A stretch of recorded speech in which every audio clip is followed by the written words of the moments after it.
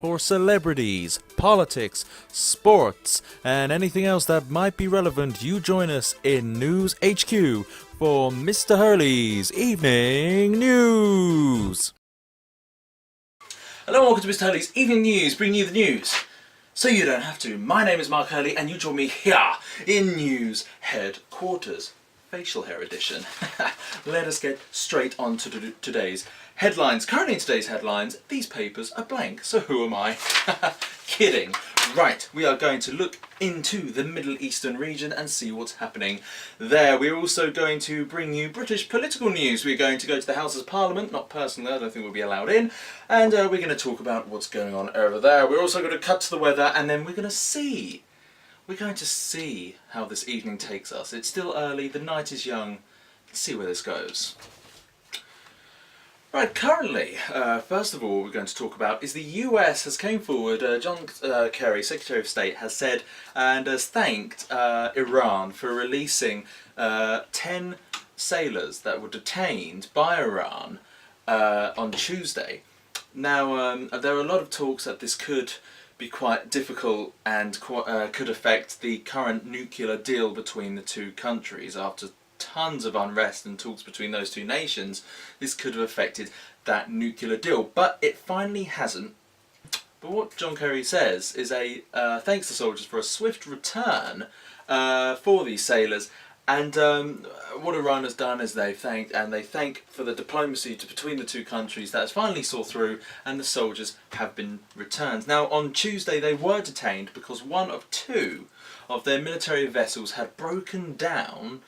Yes, a US military vessel had broken down whilst doing training in the Gulf, and they were kind of detained and arrested by Iranian security forces. But they've all been released, and hopefully this has kind of calmed down the fiery relations that kind of crops up now and then between the two nations. Also in the Middle East, we're going to be talking about Islamic State, our best friend's so-called Islamic State. Now, their bank, they've got a main bank in Mosul. I think I actually saw it personally in a documentary before, but apparently it's been confirmed by US officials that in their Mosul capital bank, which is in one of their regions, has been struck by a US bomber. Now, the bank has been completely destroyed, and the bank housed millions and millions of dollars and all foreign currencies around the world from the Islamic State oil trades and other black market deals that they had been doing. But it has been confirmed that it's destroyed, and hopefully this has kind of shattered the Islamic State's financial system, but it will also keep a grip on them now as they're coming up to a stranglehold. As soon, what looks like a rather large, scary, we hate everyone Islamic State group is now slowly but surely being shrunken down.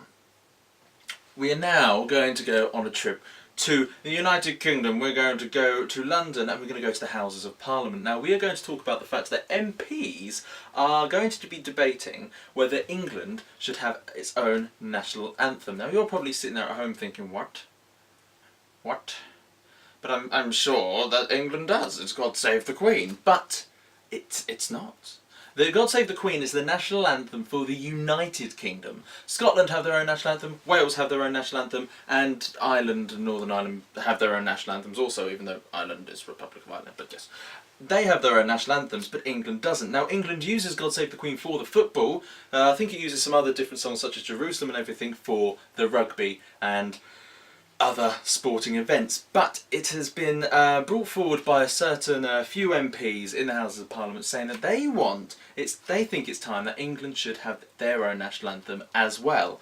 And this has actually been quite welcomed by quite a lot of MPs in the Houses of Parliament, and is set to have a second hearing and a debate on the 2nd of March, so it'll be interesting to hear how that comes out. Now, it has been said actually that there were rumours about them doing it in a kind of X Factor style show, picking their national anthem, but personally I can't see that working. But I might be eating my words as usually I do, but if there is an X Factor style show at that point, I am sure I will be entering it and I will win.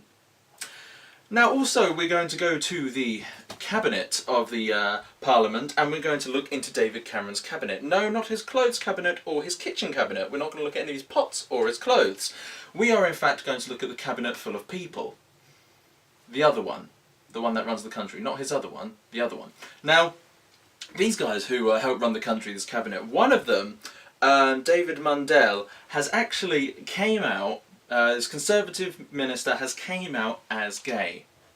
Now, Mr. Hurley's Evening News and myself, not actually being a Conservative, we don't particularly lean in the direction of the Conservatives, but we congratulate him and we say, well done. And he said that it was the hardest decision of his life to make, especially being in such a position and in the public eye at that point. You don't know what backlash you could get, but backlash on those kind of things is silly. But we welcome it and congratulations to him, and although we may not be Conservatives ourselves, well done. And he said that it was the hardest decision of his life and he just wants to show who he is. So, well done, and we will not be so hard on the Conservatives for now. Okay, let's break the awkward silence and let's go to the weather room. I hear a man called Weatherman Mark in his glasses and his rolled up sleeves. He is calling for us. Let's go to the weather room now. Weatherman Mark, are you there? Come in. Yep, brilliant. Hi there, my name is Weatherman Mark and you join me here in Mr. Hurley. What? Well, I haven't got my glasses. Yeah, but they know it's me though, don't they? It's obvious. It's obvious now that it's me. I've moved from my desk. Okay, I won't tell. Okay, we'll pretend it's still. Okay, alright. We'll use them, but they're not. Hi there, my name is Weatherman Mark, and you join us here in Mr. Hurley's Evening News Low Budget Weather Room. Now, I can hear you all cooling. It is that time of the evening again. Please calm yourselves. It is time for Mr. Hurley's Evening News Low Budget Weather Report. Let us see what the weather is like this evening. We'll get funding one day, won't we?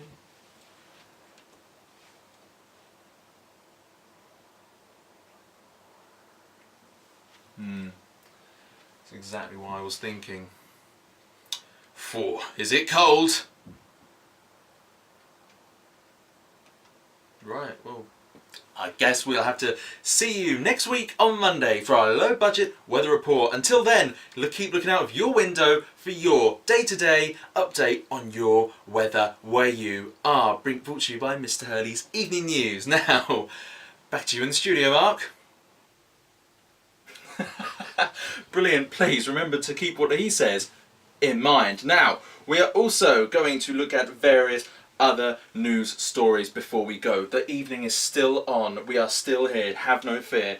Now, scientists and other sources have said through satellite images they have found large shadows under the Antarctic. Now, these aren't like just complete black shadows of evil aliens. Well, these might be aliens, but they say they might have found a large cavern and a canyon that is underneath the Antarctic. Now, I think this is really interesting to see what might be in there. Maybe the dinosaurs moved there when the asteroid hit, maybe the mammoths set up a society down there, or maybe the snow aliens, our overlords, are finally going to reveal themselves. Regardless of my ideas, I think this is my opinions shared by everyone else. But it'll be interesting to find out what's in there. They haven't actually particularly mentioned that they're going to try and launch an expedition there because I think it might be a bit chilly. But regardless, they are going to look into them and they're going to continue doing their tests in the Antarctic. Maybe just look at some ice and some snow and just look at a penguin and a seal. Also, what has happened in the news? They found a prehistoric fossil of what they believe is a giant relative to the giraffe. Now, from research and various smart people tests on these fossils, they believe that this is a relative to the giraffe and it died out 10,000 years ago.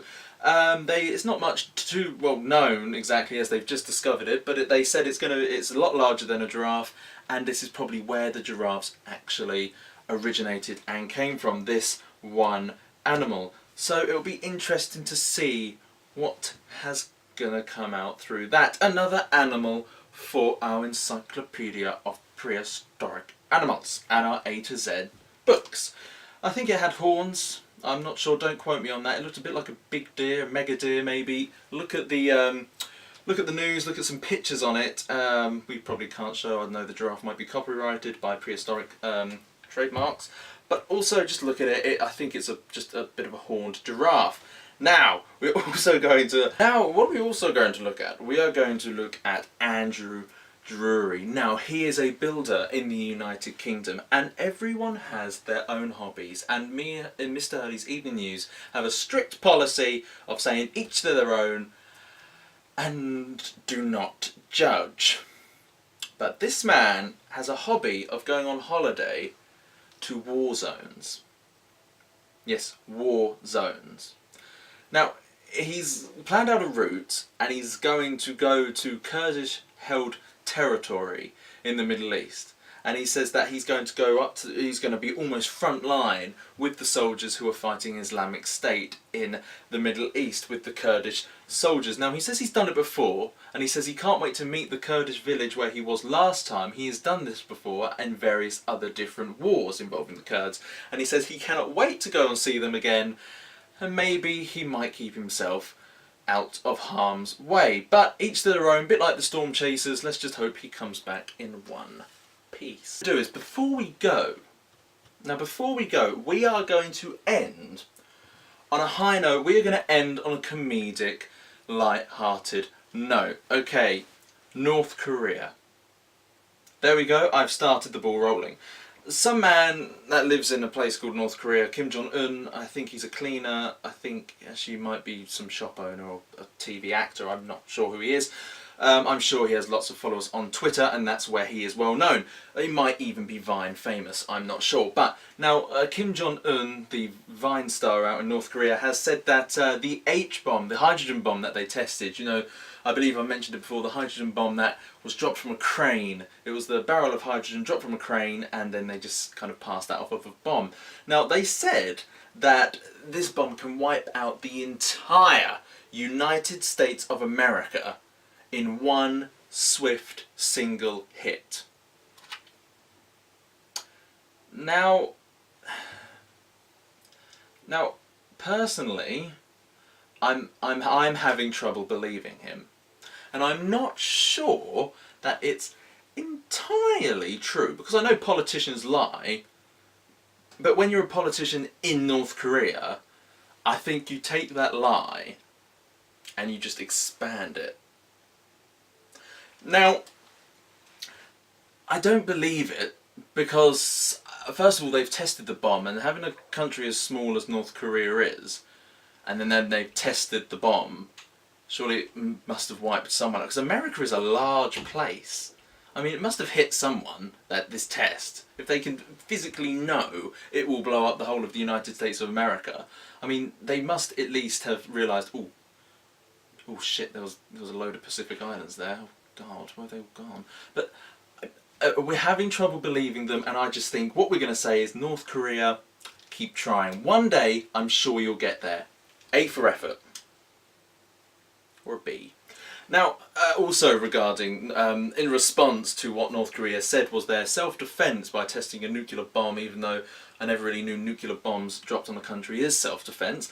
But what America has done in response, they have flown a B-52 bomber. Now, those who aren't very good at planes, a B-52 bomber is a bloody ginormous plane. Okay? And it's American. It is a bloody ginormous plane with a lot of bombs on.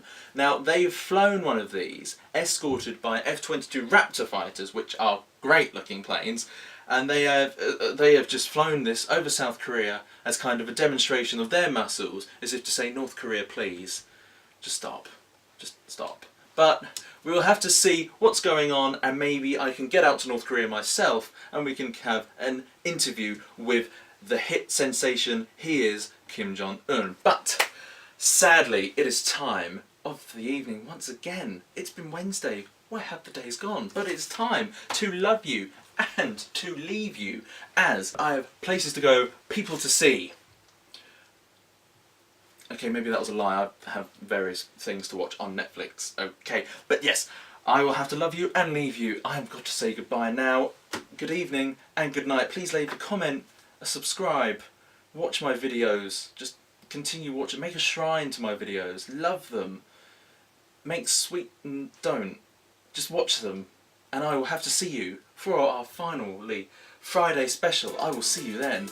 Good evening and good night. You've been watching Mr. Hurley's Evening News. Ladies and gentlemen, you have been watching Mr. Hurley's Evening News. Thank you very much for stopping by, and remember to tune in on Monday, Wednesday, and especially for our Friday specials. Leave a like and a comment. Thank you and good night.